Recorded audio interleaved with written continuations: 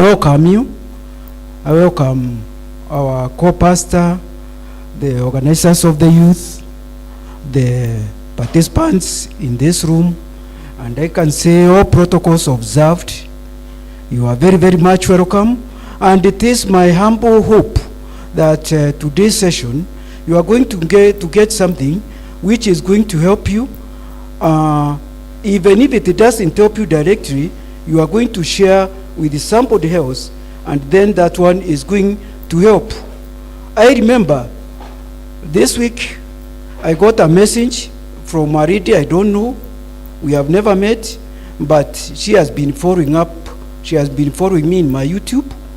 And she was saying it is very unfortunate that her life is messed up and it is irredeemable, but she is going to use that knowledge to help other people.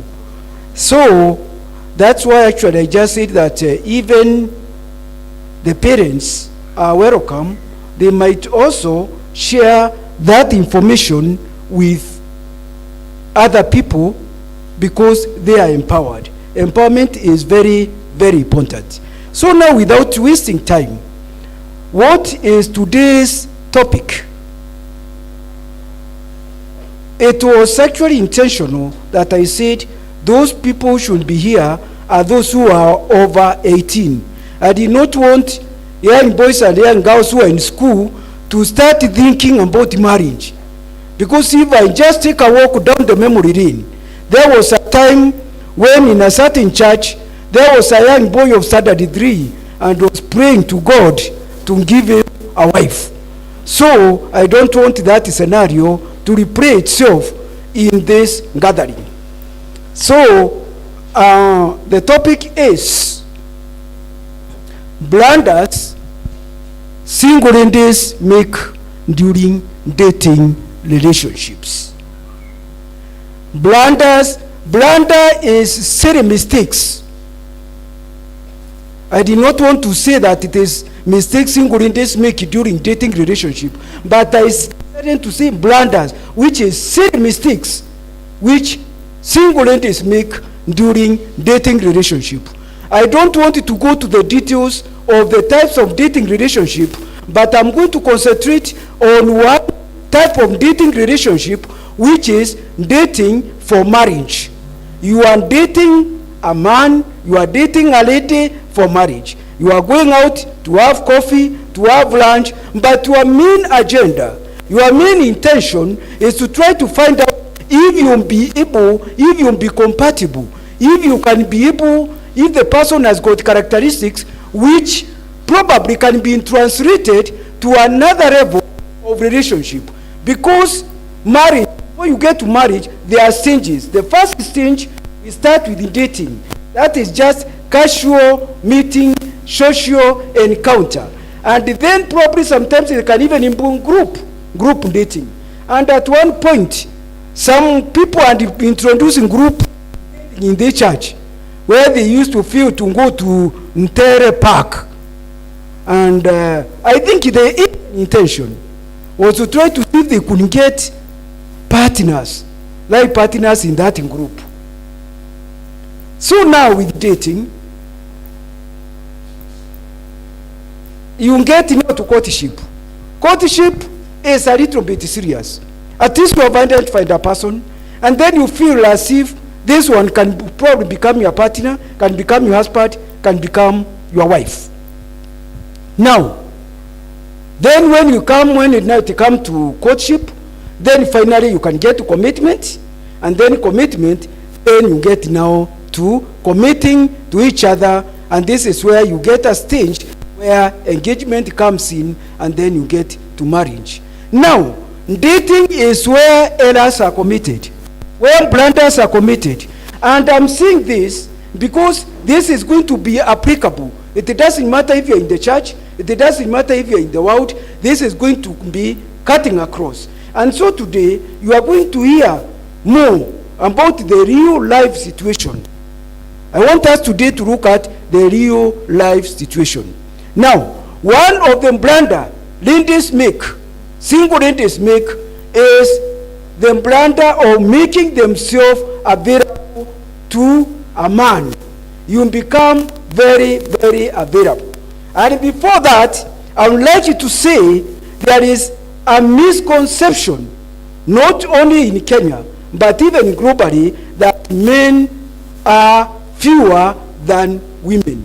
That one is not true. The ratio in the world, globally, it is ratio 1:1. In the year 2020, when you go just in Google, in the internet, in the year 2020, it was 1 men to 100 women in the world. That is almost 1:1. In Kenya, it was 99 men to 100 women. Does it mean that there are more? That has been a myth which has been propagated by men so that they make women vulnerable, and so it makes women panic. It makes single ladies be in a panic mood, getting worried, getting scared that now the men are very few and I'm not going to get somebody to marry me. So the issue of men being fewer than women is a myth. It is not true. I'm telling you, the statistics are telling a different story. Is that clear? I think it is puzzling, isn't it? It's puzzling you that it is? Is it puzzling you? Because you see, that is the kind people are using, not even in the world, even in the church, to frustrate single ladies. Now, of course, the second point which make them more miserable is the issue of 30 years, which I usually call the magic 30. When ladies are reach 30, even in the church, they get on a panic mood. They are so scared. They find that now the biological clock can set off any time, and they will not have any hope of getting married in this world, unless now I wait for the next world where there will be no marriage. So ladies, when they reach, they are panicking, and this one does not exclude even sisters in the church. They reach that and they start panicking. They are worried. What am I going to do?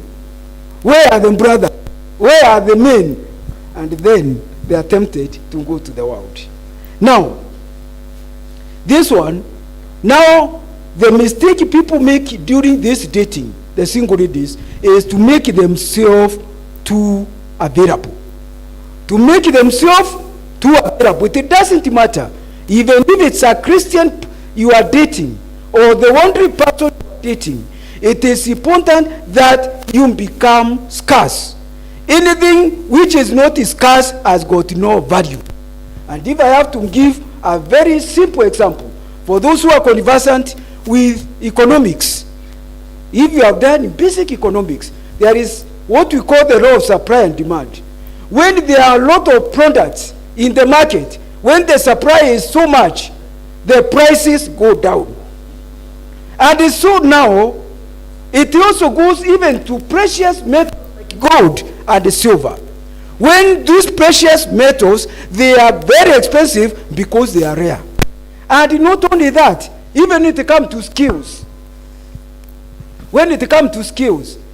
the society, the skills which the society values are well paid.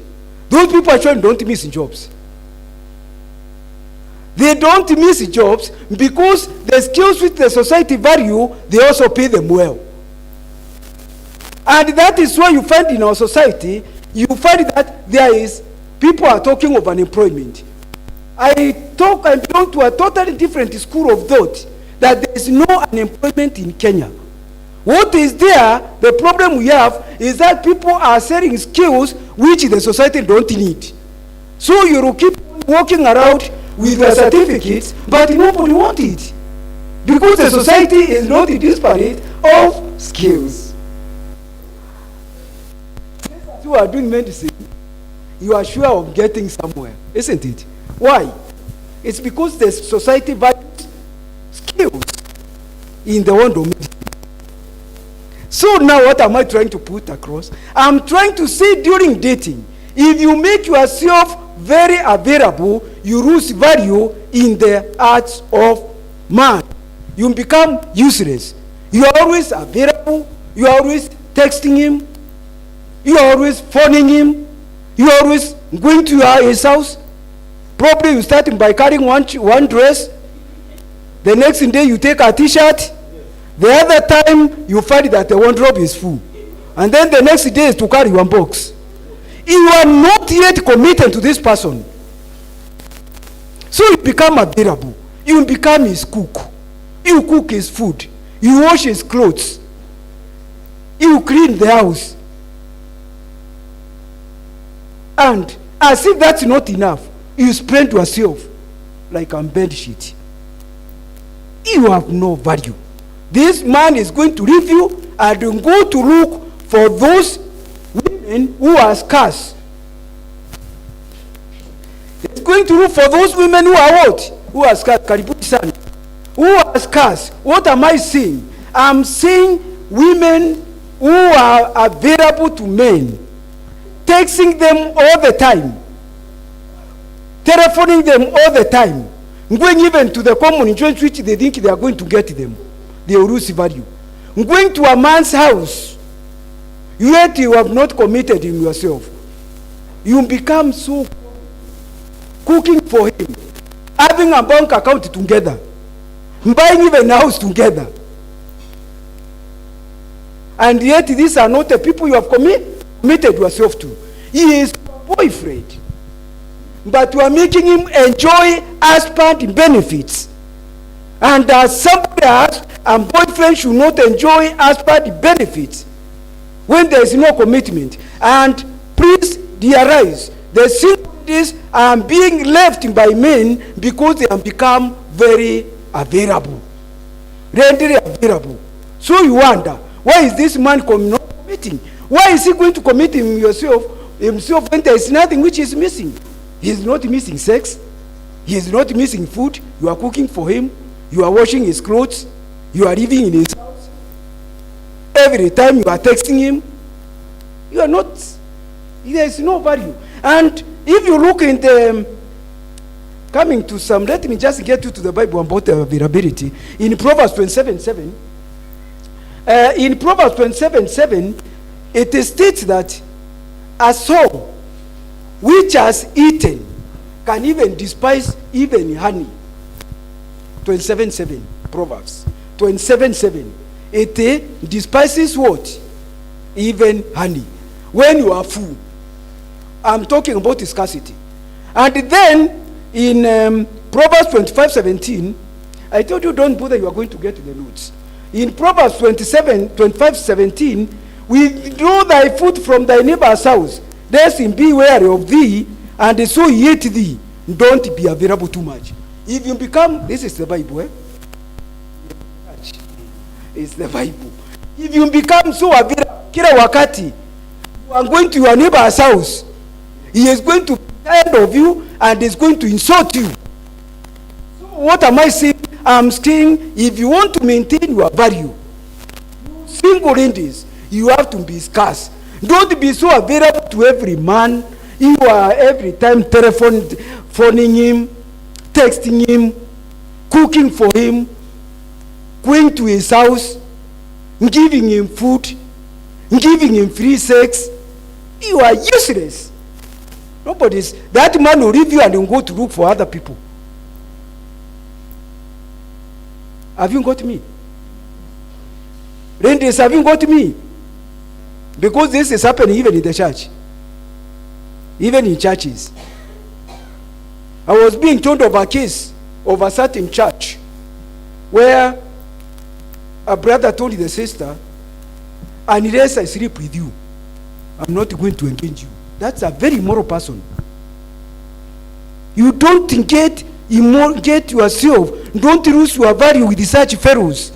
They are going to make you lose what? Lose value. When you sleep with a man, you lose value. Because this is a boyfriend.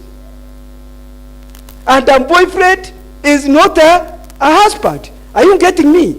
I hope you get it right. So please, don't become available. If you become available, you lose value. let me get to the next point. Yeah? Amma?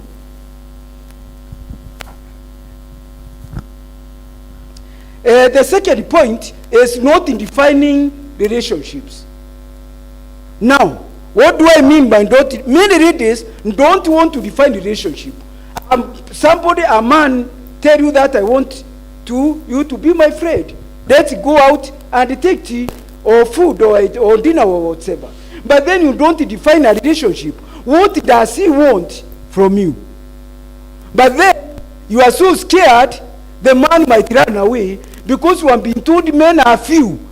But I've told you the ratio of male to female is 1:1. They are not few. The people who are few, it's good men. Good men are few. But rooks, they are all over. You can get them even in Wachokora. Actually, they are there. They are not in short supply. What is in short supply is good men. Good men are in short what? Supply. Okay. So please, you should define the relationship. But then you find it is, you pray along, you give him more he wants, you pretend you are okay, you don't express your own expectation. What is your expectation in this relationship? Are you creating boundaries? Because relationship, you have to create boundaries. You have to create what? Boundaries. You have to tell him, as we are with you, remember, I'm not committed to you. So, since we have not committed to you, I'm not committed to you, there will be boundaries. One, I will not have sex with you. Because you are not yet my husband. That is one boundary. Second, you will not be coming to sleep in my house. Not that one. I will not be having joint account with you. I will not be doing business with you. I will not be sending nude pictures to you. Because some of these men here, when during the relationship they want you to have nude pictures. Why do you send nude pictures to men? You are lowering your value. You are becoming useless. A very useless girl to be sending nude photographs to men. You should be ashamed. Don't accept. Tell him I'm not going to send nude pictures. There will be no sex, no nude pictures. I will not wash your clothes. When you are washing clothes, when you make laundry, are you a dry cleaner? And I will not cook for you. If I happen to come to you, kama unataka ni twende tukakule nje, I'm cook for you. Please note that these are the boundaries. So you should define what. But leaders are not defining boundaries because they have been told men are very few, and then you also panicking because you have reached that. So you better get married to a crook because you have reached it. And then in 5 months it is over. Hakuna relationship then. The third point is giving too much soon, too soon. Don't open every aspect of your life at once, especially on your first date. You know, for those who are drivers, you know high speed in the highway kills. High speed kills. In relationship, high speed will also kill. If you are just too fast, opening to your man, you meet it today and then the next Sunday say, I'm coming to a priest. Which priest are you going to? Or the next day you get a ready is carrying clothes. Surely. Don't be so cheap to him too soon. This is going to affect a problem. Too soon will kill you. The way of high speed in an highway is likely to kill you. So please note, don't give too much what? You see? Things that are precious are not easy to access.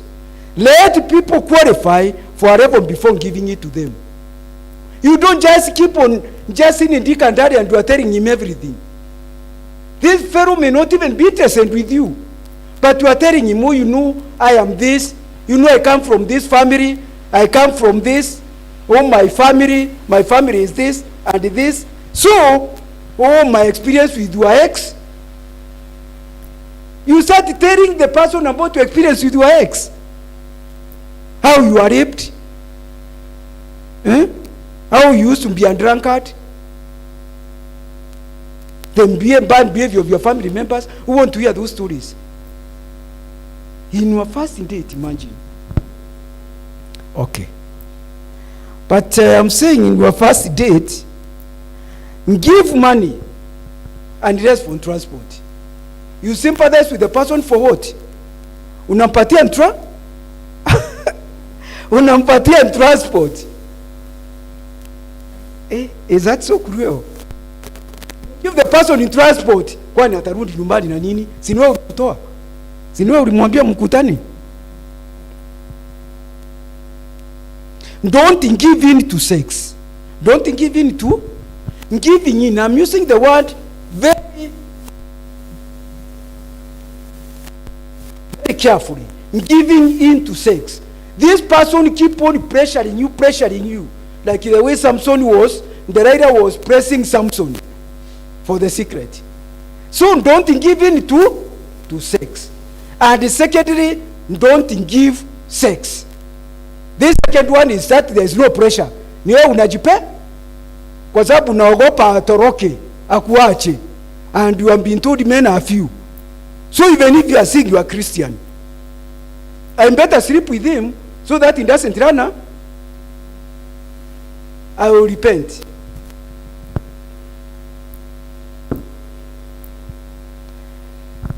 Okay. I have given one of advice which I'm not going to read because of time, but we are going to get them when I post this one. So, I hope you have got the issue on boundaries. Have you got the issue on boundaries? Can I repeat again? Let me repeat it again. No sex before marriage. Why are you not giving in to sex before marriage? Because this person is your husband, is your boyfriend. And boyfriends, there are some benefits they cannot enjoy. Don't give him your money. Why are you giving your boyfriend money? So that he doesn't, so that he commit to you. You won't be surprised. He will review, and you go to another reading.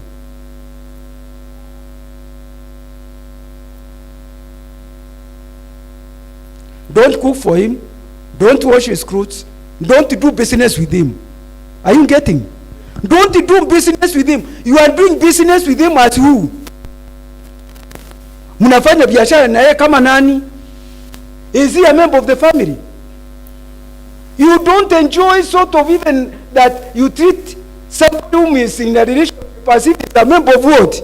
The family. When you're having a meeting, when you're having family get together, you are calling a boyfriend. Unless you are confused. Unless your parents are also miserable for your daughters. So you are worrying that person. But let me tell you, even if you cook for that man, even if you wash his clothes, even if you give him sex, he will still run away. Because he is convinced you are not doing these things because it's genuine. You are trying uko na hidden agenda ya kumvutia. So you will still run away. You will run away. And you know you read this, you wonder why have you made run away? Why have been ghosted you? Hope you have heard of the word in ghosting. Have you heard of the word in ghosting? Ghosting, I hope Munene ever have another time to talk about these terminologies in relationship. Ghosting is when you are in a relationship with somebody, but all of a sudden he stop texting you, he stop phoning you, he stop zapping you, but he doesn't want to tell you the relationship is over. That is what is called ghosting. How wanakufanyia what we call sombing. Sombing, from the word sombing. Sombing is where you are in a relationship, somebody disappears, does not communicate to you, then it's some time later he come and resurface. After a month or two, anarundi, then after some time anakuacha, then anarundi. It is called something. I know some of you ladies have experienced that, and some of you ladies here, you are wondering, how can you know when the man is about to run away? I'm hoping with the time, I hope to prepare a video on that. How you can know when the man is about to run away? Because you can know. It's only that many times you are on denial. You don't want to accept. And especially ladies having been put in a desperation, they don't want to accept the truth. So they feel they better believe a lie. You better live a lie. You feel you cannot be able to handle the truth. So you better stay the way you are. Believing that this man is not running, but there are all signs you will disappear. Okay. Now, another point is number 5. Is not building yourself. The ones of advice I put them in my notes. You read them on your own, so that we save the deal. Yes. Now, the other one is not building yourself. Ladies, when they are on engagements, not engagements, when they are in a dating relationship, they forget about themselves. They are focusing on the man. You are focusing on a man who has not committed himself to you. You focus. You see? You have to build your life. Be a woman on a mission. Do preparation. Get more education. If you are doing education, you can even prosper. You can even do masters and the PhD. Don't be told, because there is something going on, if you get more education, you will not be married. Don't you have those stories everywhere? There are people of quality even up there. They are educated what? Why do you think up there it is only illiterate? I'm not becoming ash. Why do you ladies, why are you fearing, being scared that you should not get more education because you miss a man? Don't you think that there are also men who are educated? Or you also between there are few? Most of the men are illiterate. Of course, in general terms, women are more aggressive kwa masomo. Even if you look on the general nini. But there are men. Are you going simply to stop prospering in your education because you are fearing to get married? I'm asking you, ladies, single ladies, is that a good thing? Or somebody tell you, please, don't do medicine, don't do law. Law is not for Christians. Medicine is not for women. Those are fellows who don't listen to those stories. Sawa. Don't listen to those words. Those are fellows who want to take advantage of you. So be what? Build yourself. Get more education. Even spiritually, build yourself. Empower yourself financially. You empower yourself financially. If you are doing a small business, please do the business so that it will prosper. Don't say that I'm waiting for a man. Which man are you waiting for?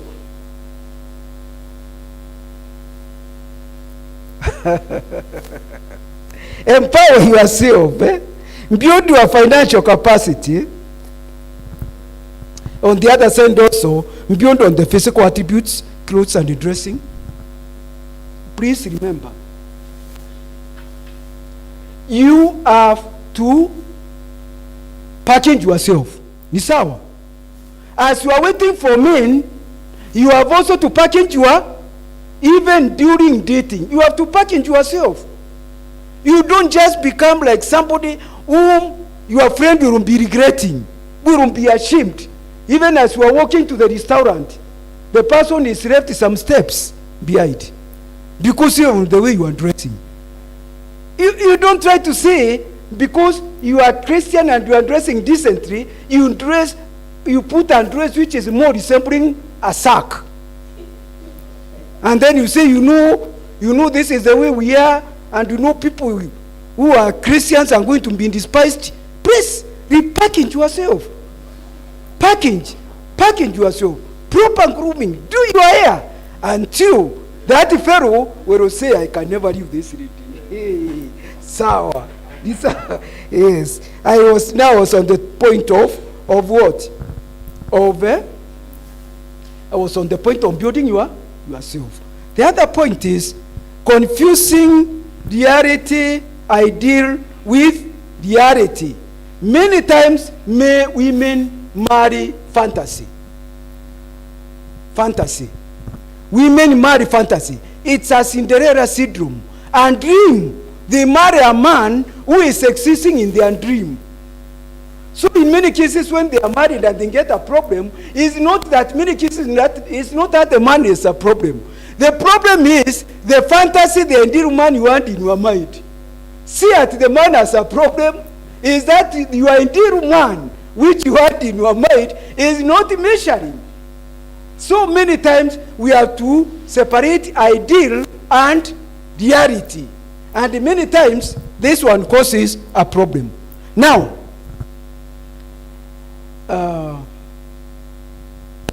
when it comes to a man, ask yourself this question.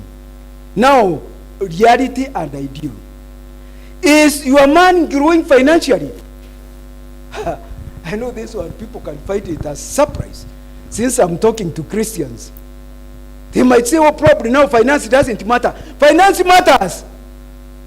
What they will say, oh, you know, we are told, man shall not live by bread alone, but by every word. That is fine. But the man also requires bread. You know, actually, you have to put things in their proper perspective. Now, the man you are dating, is he growing financially? Or is he coming to do what? Is he coming to awekwe na mwanamuke? The Bible says that the woman is supposed to be a helper. Supposed to be a what? You should be up on what someone is doing. Not to come and take over and then now you are an observer. You can note that one during what? During dating, yeah? Okay, where is he coming from? Please have the history. Oh, you see now, I'm 40 years. Okay, I don't have a job. What have you been doing? Let him tell you. What have you been doing? Yes, you have not been having a job. What have you been doing? Up to this time. What work have you been? You ladies, how do you accept a man whom you don't even know what he has been doing? What about if he is a conman? Yeah? What about if he is a conman? Does he desire to work? Does the man desire to work? He has the potential, but he doesn't want to work. You can know. Huh? What can you be thankful for him in regard to what he is? What attributes can you be thankful? Yes? And number 7. This one was confusing ideal with reality. Now the other one is ignoring red flags. Ignoring red what? Flags. Red flags, for those who are driving, when you get to a traffic light and there is red, what does that tell you? Apart from some places like America, where you end up even stopping the vehicles yourself.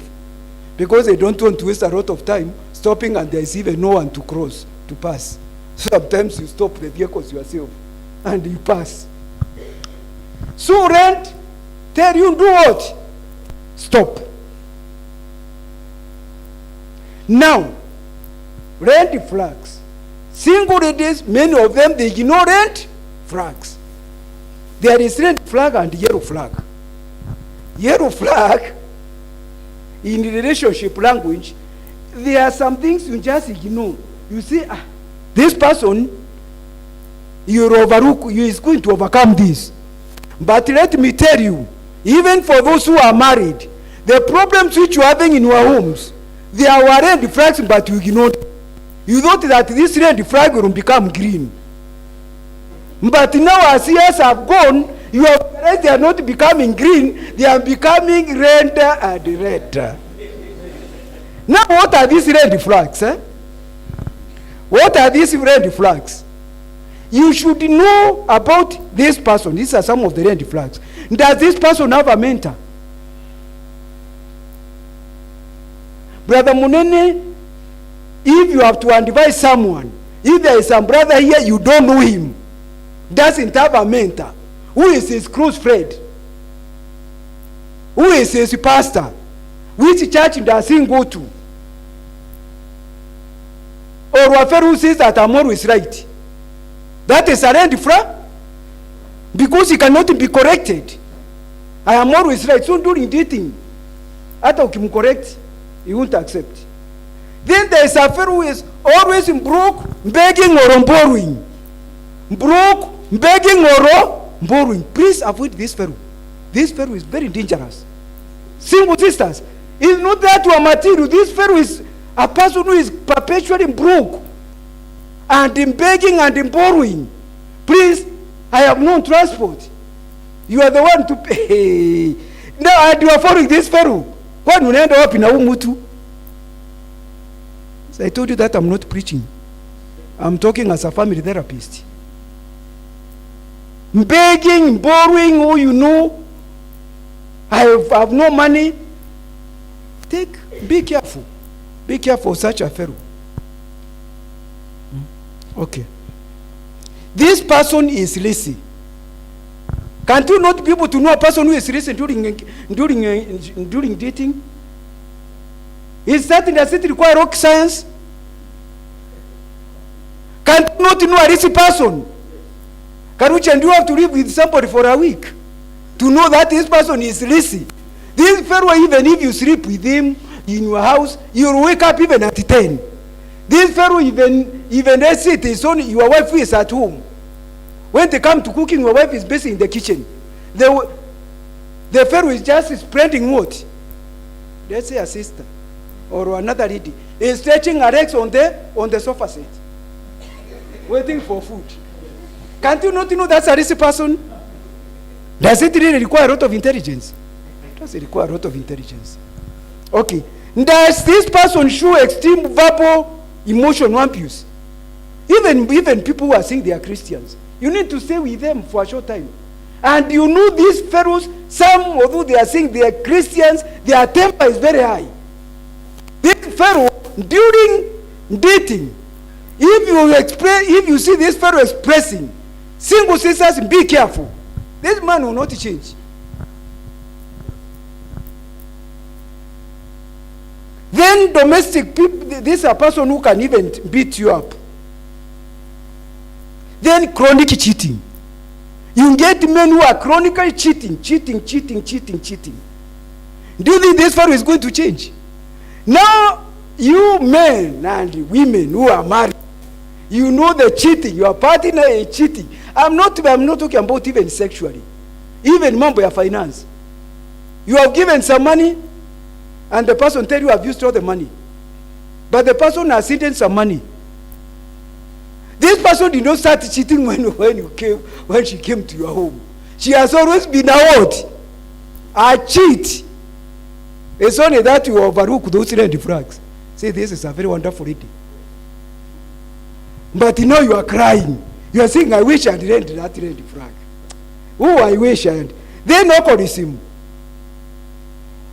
A person is constant, you cannot be able to work without drinking. Then you say, I think this person, let me get married to him. He is going to change. I will bring him in my church. Take care. People rarely change. Unless you change yourself. Then these fellows, I'm talking of red flags, there is mismatch in goals. What is the goal of your life? What do you want? This fellow does not want to discuss even when we're going to marry. When you ask him, when are we going to marry? The person say, please, let us not discuss those things. Let us have patience. You know, patience is a fruit of the Holy Spirit. So please, be patient. Be patient. Then you ask the person, okay, where are we going to settle? When do you plan? Are we going to settle in your home where your father's shamba is? Or are we going to get a neutral place? Or we are going to settle in your home? Because of course there are some men who are going to settle in their wife's place. And there is nothing wrong as a sociologist. Kwani kuko na shinda gani? If I'm given a shamba, I will just go and take lakini sita settle huko. Si unachukua unauza. If I'm given, it's well kukata. You men, sometimes you become foolish. You just refuse, unapatiwa shamba kwa you are in laws, and then unakata, unasema mimi ni mwanaume. Mwanaume with nothing. What did you have? So you are so arrogant. Miss well kukata. So, mismatch goes. What goal do you have? Do you have a timeline? When are you going to marry? When are you going to see the parents? When are you going to see the parents? Are you planning to have children? You know, even children is a choice. Are you getting? Children is a choice. Okay, that's a problem. You discuss you are going to have children. Then how many? You ask the Pharaoh, how many? The person say, you know, we don't count children. You know, it's not good. It is the will of God. This Pharaoh will end up even having 14. Yes. I remember I had a staff who had 14 children because of our religion. So they were trying to see if they could give birth to Jesus. And so one time I assigned some duties.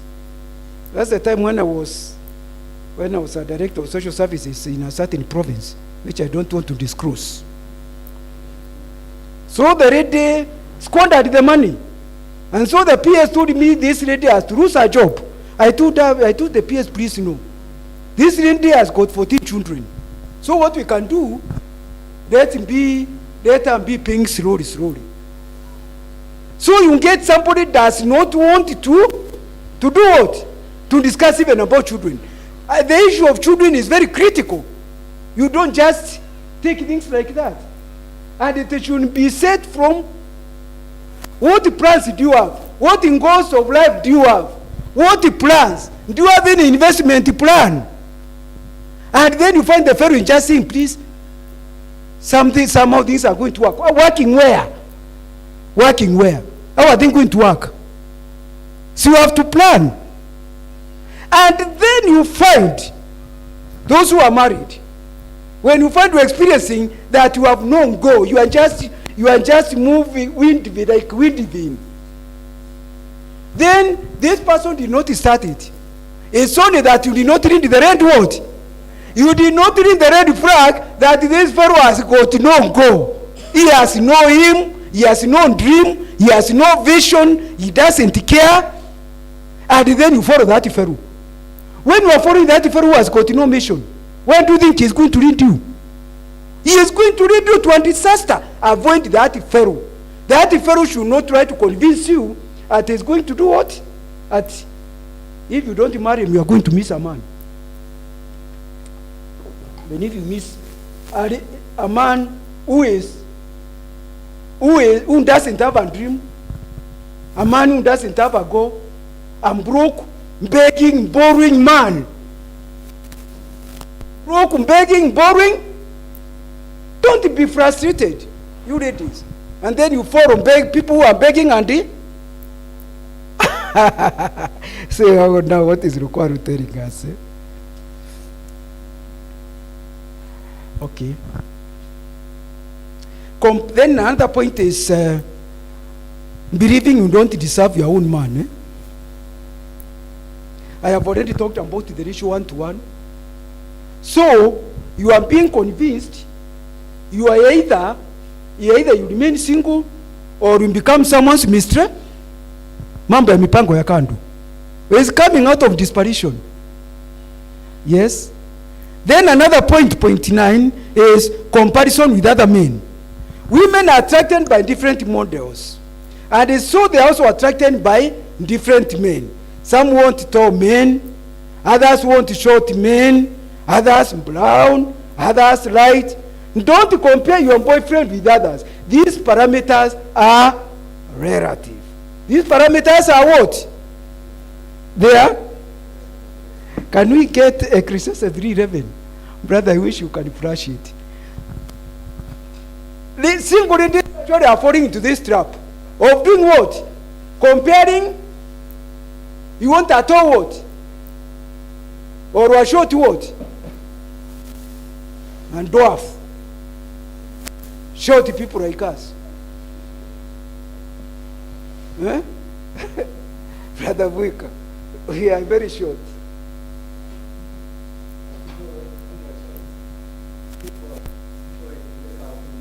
Yes. When you look up. Brother, it's becoming difficult. So somebody can read for us. I wanted us to look on Ecclesiastes 3:11. Brother, you can read for us.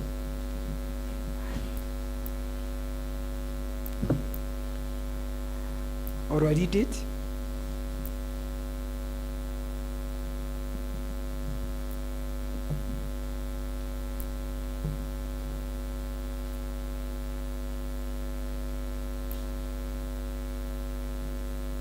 Yes, brother, you can read for us. 3:11. He has made everything beautiful in his time. Also, he has set the world in their heart, so that no man can find out the work of that God, the work that God created from the beginning to the end. He has done what? He has made everything what? Everything is beautiful in the eyes of God. Short, tall, whatever you are. Black, dark, brown. You are beautiful. According to Ecclesiastes 3:11, eh? Yes. So don't do comparison. Stick on another problem. A waiting mood. I'm not saying mood. Note, I'm using mood. Waiting mood. For those who are students of statistics, how many have heard about that word? Mood. Mood. M-O-D-E. How many have heard of it? What does it mean? Brother Mweka, you are an accountant. And the statistics should have been one of the units which you did. What does mood mean? It's a SI frequency. It's a number which appears more frequently. For example, in this room, you can look on the colors. Which color is appearing more? Which color is appearing more? Mkiangalia, mnaona ni gani? Ni black au ni red? Ni red. Somewhere ukiangalia someone kuko na red. It might it be handbag, might it be undress, might it be a specs, mahali pa kuweka specs. My brother here, it is red. Ukiangalia somehow red. Hiyo inakuwa mood, eh? Now, how can you single women be in a waiting mood? Waiting what? This is another mistake. On being in a waiting mode. What does it mean? Waiting for somebody. They are waiting for single ladies here. Are you waiting for somebody? You are in a waiting mode. Waiting for a certain man. Waiting for somebody who has not given you an appointment. This person does not even know you are waiting. It may be even in the church or somewhere else. The person is not even aware you are. And that is why single ladies are having a problem. And then finally you see, I've been frustrated. You are being frustrated by you. This person was not even aware. You are waiting. How do you become in the waiting mood? Eh? You become available everywhere. You become what? Everywhere. You go to any wedding. The rent is there. In Nanyuki, in Nairobi, in Meru, in Mombasa. The rent is where? Because she is in a waiting what? Hey. You become available everywhere, anywhere. Weddings, go to burials. The rent is where? When there is somebody you are sure you are going to get a certain lady. When it is a wedding, you are sure you are going to get a certain lady. When it is you that comes, she is there. You see, she feels that she's seriously marketing herself in this place. You are in a waiting mode, waiting for somebody who has not given you a what? Can you imagine waiting for somebody who has not given you an appointment? Huh? Then what is the problem with this waiting mood? One, they will not go for further studies because they are waiting for that what? Look at the mistake. They are not going to go for further studies because they are waiting for that man. And this is what I end up with what I said. Some ladies fear to get PhD because they feel they not get a man. Remember, there are also good guys who believe in success up there. Don't stagnate yourself. Relocate to another place when there are opportunities. These people, they will not try to move. Now, if you are from now around here, Meru, where you come from, you want to be around here. If there is a job in Yaururu, you don't want to go there because there is an imaginary person you are waiting for among these single men here. So you don't want to go away from them. Eh? I don't know. Are you getting my point? Today I decided to lecture, not interaction. Today I'm lecturing. So even if there are opportunities, you don't want to take them. Why? Because your imaginary Mr. Right will be snatched by somebody. So you keep on rounding. Please go out. When the opportunities, go out and look for money. Ni sawa? Go out and look for what? Kwani are those people also not there? Even single men who are, if you find you are not getting ready, say and go somewhere else. When have you been tethered here? Kwani wewe ni mpusi? Wewe ni kondoo umekuwa tethered here in Meru? Just go to some place, go to Ukambani, go to Kisumu, go to Nyahururu, go to Nakuru. And you are going to get somebody. Sawa. Don't be in a waiting what? Don't stay somewhere waiting what? Okay, the other point 13. Ladies start panicking when they reach that years.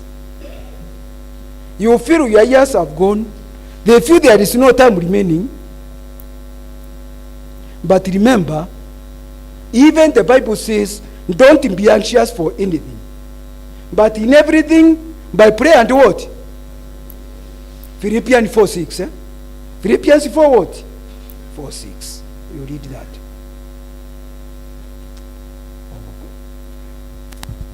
So don't make decisions in a what? In a panic. What am I trying to say? Please, don't make decisions because you feel the years have overtaken you. Don't act in panic. There is no ideal age for marriage. Which is the ideal age? Who told the people it is that? What walitoa you happy? I've been wondering. As a family therapist, as a sociologist, I've not seen it anywhere. What walitoa you happy? That years. There is no end. You can even be married even at 60. But then you say, oh, you know what about biological clock? It will switch off. If they switch off, then you go and adopt the children. What is the problem? God has made sure that the doors are not closed. Ni sawa? Ni sawa? See, now Rukwaru is telling us a different thing. Don't agree to premarital sex. Eh? That's another point. Don't agree to premarital sex. Why?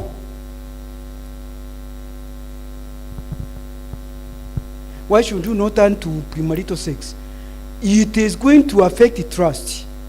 Even if that person marries you, they cannot believe you.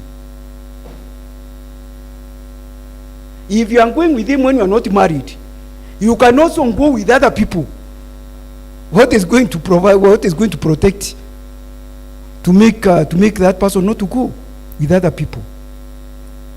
So don't get premarital sex out of desperation. And you see another thing, out of this desperation, women can end up being hunters. Being what? What do I mean? Who are supposed to be the hunters? In the primordial time, or during the time of caveman, men were the hunters and women used to be left at home to be taking care of the children. Now, when the woman become desperate and they start hunting for men, aggressively pleading with them, please engage me, the man will get worried, will get scared, and they will run away. It's like, for example, if a lion is chasing an antelope, and then all of a sudden, the antelope stops. It is contrary to nature. The lion will be scared. What has happened? So now if a lady starts chasing you, I'm telling you, single ladies, if you start chasing men, they will become scared, and they will run away. Then what did he run away? You are trying to aggressively chase him. And you know the man is supposed to be an hunter. I'm not talking about the Bible. I'm talking on the basic of an hunter. He's supposed to be an hunter. But now when a woman become an hunter, his man is going to become scared. And that is why single ladies are losing men and run away. Another one is really having checklist. You want a tall man, 6-pack, high income, education, from a certain family, from a certain area, short. Another point is being run by flashy valuables, men flashes, car keys, and I think those ones have been outdated. You find that most of the men, I find some men carrying keys, and I sympathize with them. And they keep on dangling. And when they go to a hotel, when I wake up, so that they actually trying to put a statement that I am not just anybody. I have a car. It's not that I was given a lift. I did not come here. I was not given a ride by Mbunda. I have a car. So when you get these ladies, because ladies are very much attracted by cars. Then you also can't even your business cards. You make you actually even put them on the table, even without asking. You put them there. And you see ladies, single ladies, they can be ruined very easily. A car. Tell them you are going to buy them a phone. Tell them about an dress. Buy them a chicken. They will start following you. I'm telling you, I've really been wondering the psychology of women with eating. Munene, buy them chips. Buy them nyama choma. And then when they have eaten, wache weko kwa karatasi. Then twende nyumbani, wanakufuata. It is just actually how cheap you are. You have been run by food. Chakula. Okay, tuendelee. I talked about then you can be in a relationship where you are not a priority. The man ring you when he doesn't have other ladies. You are just like a spare tire. It's a mistake. Another one I said is getting tied up in a relationship to a man without a vision. A man with no vision, no plan, avoid him. Avoid such a word. Don't continue dating. And by the way, dating should not be more than 3 months. Ni sawa. I've said in my book called Social Etiquette and Manners, I've said after 3 days, the head of the fish starts stinking. Where I was trying to tie up with the people visiting, and then you stay in someone's house for more than 3 days. You won't be tired of you. 3 days. There is a miracle, a magic about the 3 days. So that 3 months, you should have known if you have to continue or not. Don't keep on dating for 4 years. Kwani in degree. No, don't. You are not in it. Kwani ni degree anafanya. Okay, another one is dating mama's boy. Dating mama's what? This is a man who is 80% depending on the man, on the upkeep. He is 40 years, he is in the mother's, ako kwa mama yake. He is feeding there.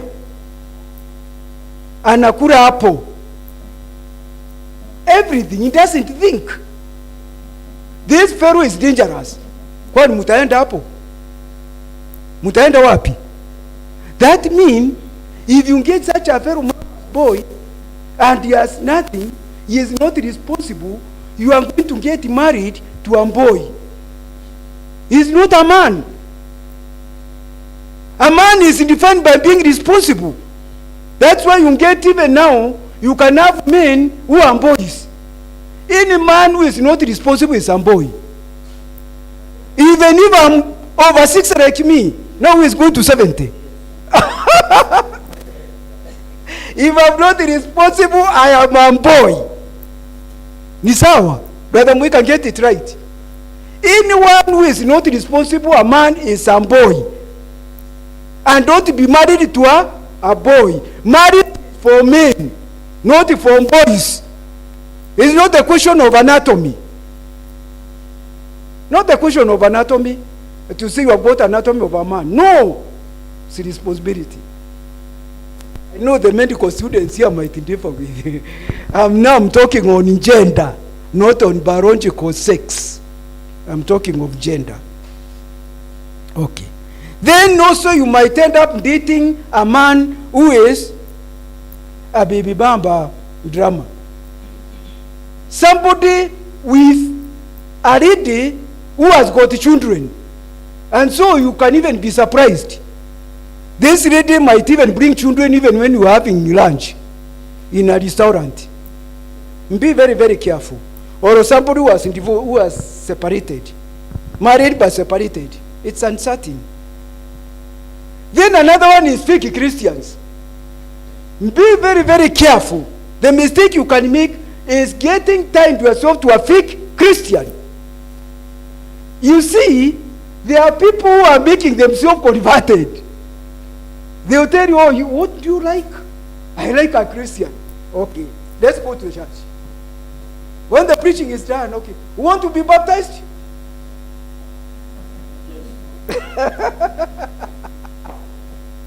When this person come home, the person you realize is even a drunkard. Then somebody tell you, Kwani, what did you thought I am?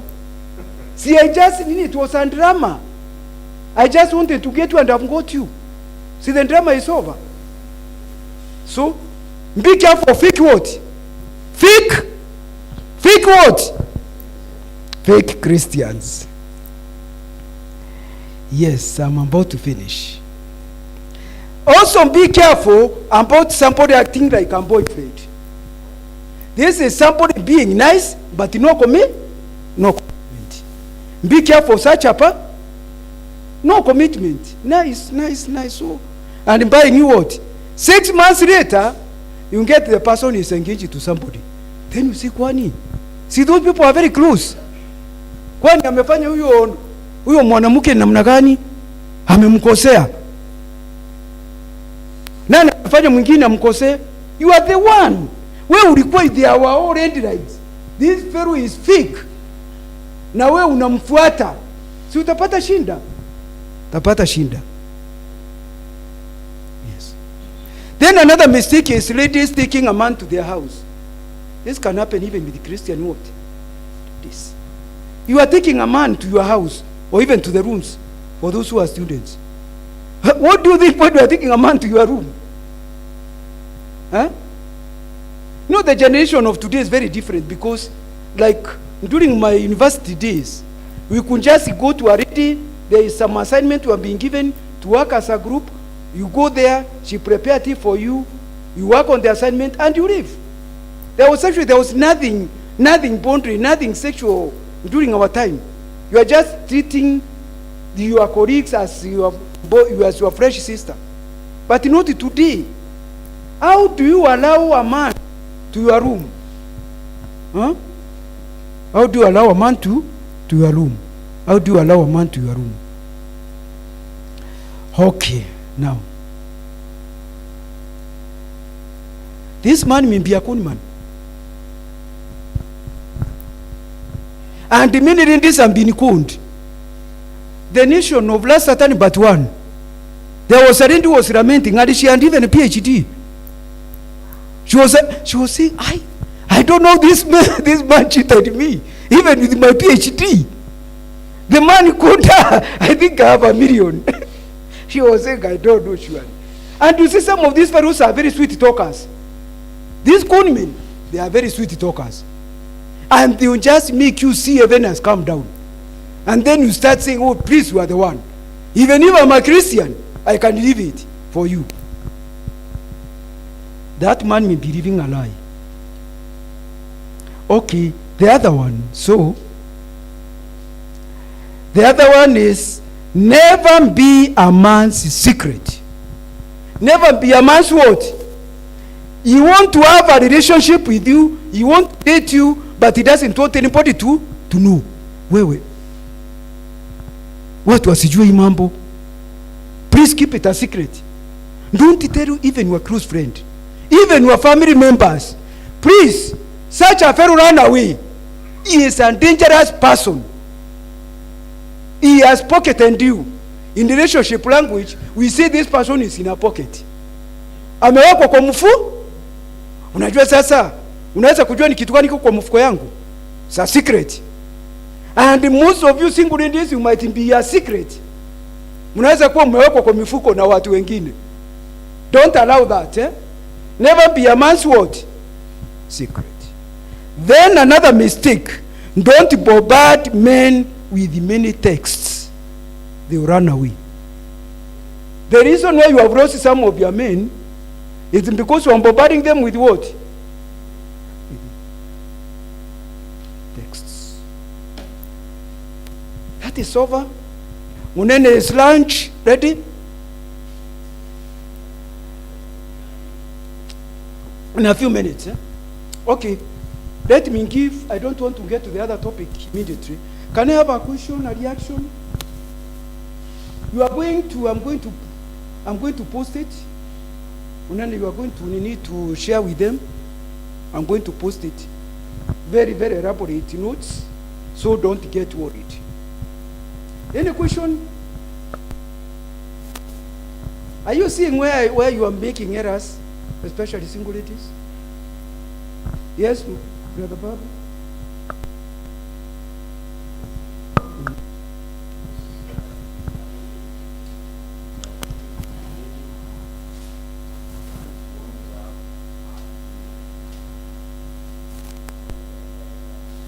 Now, the question is, which is our worst option? Is said to get yourself in a messy marriage because you want to have children? The issue is actually, which is the option? You want to have your own what? Don't even have people without children. Why do people glorify children? Why do people glorify children?